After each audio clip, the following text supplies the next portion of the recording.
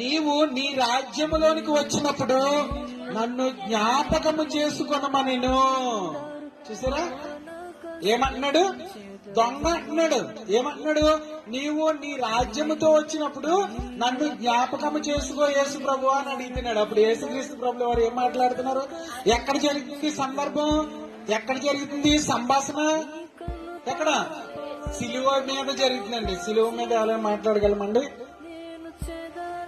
ఇంకా సిలువ తర్వాత ఆయనకి బయటికి తీసుకొచ్చామన్నా పోనీ హాస్పిటల్కి తీసుకెళ్లే పరిస్థితి లేదు. సిలువ మీద ఇంకా చంపడానికి అక్కడే ఇంకా చావు అనమాట, చివరి క్షణాలు.